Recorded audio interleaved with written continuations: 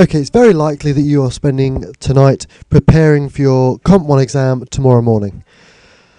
So, this is a bit of last minute revision advice.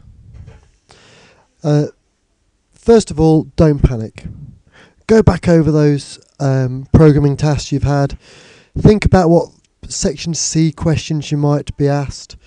Make sure that you've got your definitions sorted. Just have a final little brush up, but crucially, go to bed early. It's not worth staying up late and being knackered for the exam in the morning. By far the most marks tomorrow are going to be awarded for processing and clear thought and computational thinking and applying those ideas, those skills. If you're knackered, you're not going to be able to do that.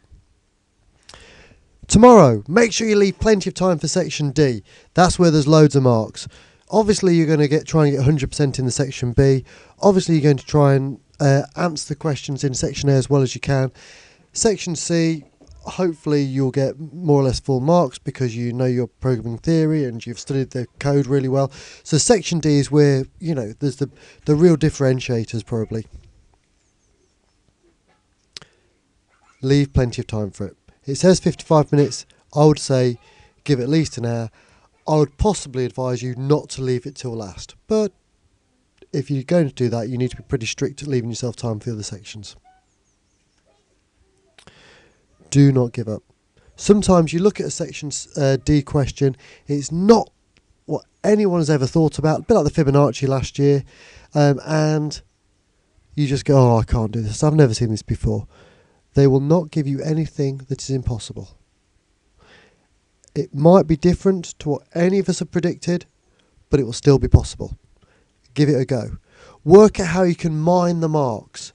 If it says, oh, you need to input this, it then needs to do X, Y, and Z and output that, make sure you do the input and output sections. Even if the rest of the code doesn't work, you'll still get 2 or 3 marks just for doing the input and output. If it says, oh, make sure that it searches through every single item of the deck, let's say some weird, let's say something no one's thought about, give the position of a particular card. Well, let's say you just did a loop, and you did a loop that from 1 to 52, there's probably a couple of marks there, even if you've got no idea how to do the rest of it. You've got to sort of work out where the marks are and sort of try and glean them. I hope it goes well. If you've got a clear head, you've practiced, it's a pretty fair exam. It's 2 hours.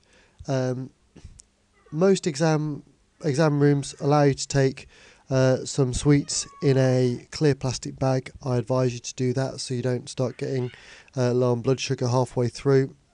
Have a good breakfast, wake up in plenty of time. Don't be late for the exam. Go to bed early. You've heard all this before. It makes a big difference. I really hope the exam goes well. I hope you've enjoyed preparing for it. It's been quite an interesting one. And until next year, goodbye.